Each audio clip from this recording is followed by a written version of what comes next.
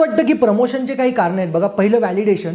Promotion फक्त एक new designation नाही, हे तुमच्या कामाची आणि वर्कचं एक ऑफिशियल व्हॅलिडेशन आहे. कारण तुम्हाला एक तो टॅग मिळतो ना, तुम्हाला ते एक डेझिग्नेशन मिळतं.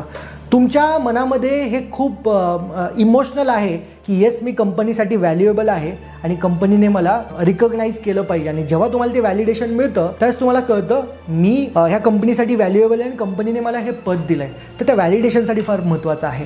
तुम्हाला असं वाटतं की प्रमोशन मिळाल्यानंतर तुम्ही कॉन्फिडंट फील कराल, तर तुमचा कॉन्फिडन्स ऑफिसमध्ये नोटिसेबल होईल आणि तुम्हाला रिस्पेक्ट मिळेल. आणि एक फक्त फॅन्टसी नसते, तर एक सायकोलॉजिकल नीडसुद्धा आहे.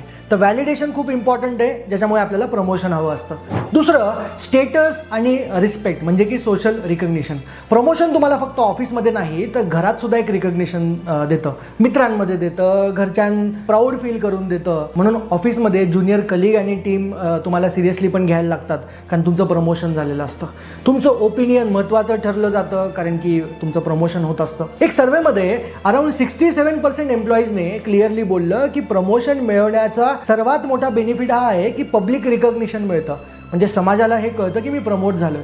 सोशल मीडियामध्ये, लिंक्डइनवरती, व्हॉट्सॲप ग्रुपवरती जे काही कॉंग्रॅच्युलेशन्स तुम्हाला येत असतात, त्यामुळे पण कुठेतरी डायरेक्टली इनडायरेक्टली आपल्याला आनंद होत असतो आणि तुम्ही हे एक्सपिरियन्स करण्यासाठी इच्छुक असतात, त्यामुळेही आपल्याला प्रमोशन हवं असतं.